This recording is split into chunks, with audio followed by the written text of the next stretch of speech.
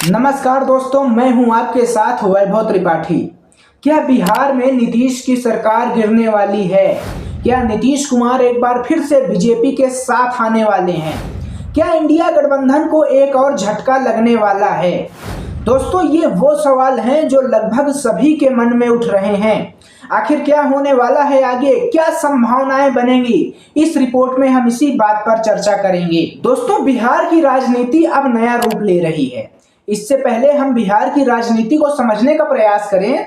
आइए जानते हैं बिहार में किस पार्टी को कितनी सीटें मिली हैं। ये ग्राफ आपके स्क्रीन पर है दोस्तों, देखिए। बिहार में टोटल 243 विधानसभा सीट है, जिसमें मौजूदा समय में आरजेडी की 75 सीट, भारतीय जनता पार्टी को 74, जेडीयू के पास 43 और कांग्रेस के पास 19 सीट हैं। इस समय बिहार में जेडीयू ने कांग्रेस और वाम दलों से मिलकर महागठबंधन की सरकार बनाई है, जिसके मुख्यमंत्री नीतीश कुमार और उप मुख्यमंत्री आरजेडी के तेजस्वी यादव हैं। लेकिन खबरों की माने तो ये महागठबंधन अब टूट सकता है, क्योंकि तेजस्वी यादव और नीतीश कुमार के बीच बहुत दिनों से लोकसभा सीटों को लेकर विवाद चल रहा है। और इसके पीछे का एक और कारण मैं आपको बता दूं दोस्तों, कि आने वाले समय में तेजस्वी यादव भी बिहार के मुख्यमंत्री बनना चाहेंगे और नीतीश कुमार ये कभी नहीं चाहते हैं कि तेजस्वी यादव बिहार के मुख्यमंत्री बने, क्योंकि नीतीश 8 बार सीएम रह चुके हैं। दोस्तों, नीतीश और तेजस्वी के बीच बढ़ते तनाव का पता कैसे लगता है? वो कौन सी बातें हैं जो ये सिद्ध करती हैं कि इन दोनों के बीच विवाद है? आइए आपको एक एक करके समझाते हैं। सबसे पहले आप ये तस्वीर को देखिए। ये 26 जनवरी की तस्वीर है दोस्तों। बिहार में गणतंत्र दिवस का एक कार्यक्रम था, जहां नीतीश और तेजस्वी को अगल बगल बैठने के लिए सीट लगाई गई थी। लेकिन तस्वीर में आप साफ देख सकते हैं कि तेजस्वी एक सीट छोड़कर बैठे हैं। मतलब नीतीश उनके बगल, तेजस्वी नहीं, एक सीट छोड़कर तेजस्वी यादव बैठे हैं। ऐसा महीने में पहली बार नहीं हुआ है दोस्तों, बहुत बार ऐसा हो चुका है।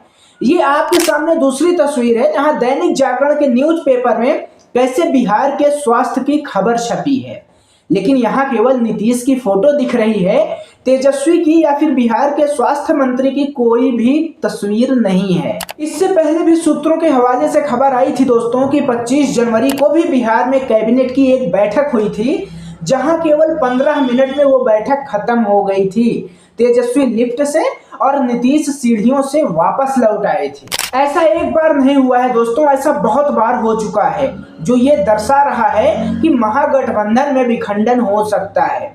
अगर नीतीश एनडीए के साथ जाते हैं तो वो ये काम चौथी बार करेंगे। इससे पहले भी नीतीश अपने स्वार्थ के लिए 3 बार पाला बदल चुके हैं। अब डिजिटल मीडिया के कुछ पत्रकारों का कहना यह भी है कि लोग कह रहे हैं कि बीजेपी 400 सीट पहले से ही जीत चुकी है, तो आखिर नीतीश को साथ क्यों ले रही है? ऐसी क्या जरूरत आन पड़ी जो बीजेपी नीतीश को साथ ले रही है? दोस्तों, एक बात अभी साफ नहीं हुई है कि बीजेपी नीतीश को साथ ले रही है या नीतीश बीजेपी को साथ ले रहे हैं। वैसे राजनीति में कुछ भी हो सकता है दोस्तों। बीजेपी भी तो एक राजनीतिक पार्टी है। राजनीति के क्षेत्र में बीजेपी हमेशा एक अच्छा गेम खेलती है।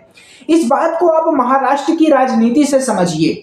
वहां भी पीएम मोदी 2 दिन पहले जिस अजीत पवार की आलोचना कर रहे थे, उसे 2 दिन बाद अपने गठबंधन में शामिल कर लिया था। दोस्तों, राजनीति में कोई भी पार्टी कभी भी कुछ भी कर सकती है और ये गलत भी नहीं है, क्योंकि सभी पार्टियां समय समय पर ऐसा करती आ रही हैं। बिहार की जातिवादिता पर वोट बैंक बनता है। वहां पर 30% आबादी पिछड़े वर्गों की है, जिसमें कुर्मी, निषाद, नाई और अन्य जातियां शामिल हैं। और इन जातियों पर सबसे अधिक पकड़ नीतीश की पार्टी जेडीयू की है। तो बीजेपी 2024 के हिसाब से देखेगी ना दोस्तों, इंडिया गठबंधन में नीतीश का बहुत बड़ा हाथ था। अगर नीतीश बीजेपी के साथ आते हैं तो इंडिया गठबंधन को भी नुकसान होगा। दोस्तों, अब आइए आपको ये बताते हैं कि बिहार में क्या हो सकता है। आखिर वो कौन सी संभावनाएं हैं जो बिहार में दिखाई दे रही हैं। पहली संभावना ये है दोस्तों कि नीतीश बीजेपी के साथ मिलकर सीएम की शपथ ले लें। दूसरी ये कि लालू यादव जेडीयू से 8 विधायक तोड़ के अपनी सरकार बना सकते हैं, क्योंकि आरजेडी, कांग्रेस, वाम और एक निर्दलीय को मिलाकर 115 सीट हो जाती है। ऐसे में उनको 8 विधायकों की कमी रह जाएगी। तीसरी संभावना कि नीतीश को मिलाकर बीजेपी वहां अपना मुख्यमंत्री बना दे, जिसकी संभावना कम ही है। चौथी, अगर दोस्तों नीतीश बीजेपी से मिल जाएं और दोनों पार्टियों में सीएम को लेकर विवाद हो तो विधानसभा को भंग किया जा सकता है, जिससे वहां राष्ट्रपति शासन लग जाएगा। तो दोस्तों ये थी आपके सामने बिहार की राजनीति। अब वहां होगा क्या वो तो आने वाला समय ही बता देगा। वैसे इस रिपोर्ट में हमने बिहार की राजनीति को जाना, समझा कि आखिर वहां क्या हो सकता है, क्या हो रहा है या फिर क्या होने वाला है। आपको क्या लगता है बिहार में क्या हो सकता है? अपना विचार आप कमेंट में जरूर बताना और ऐसी ही रिपोर्ट को जानने के लिए चैनल को सब्सक्राइब कर लेना और हमारी इस पत्रकारिता के अभियान को सपोर्ट जरूर करना। नमस्कार।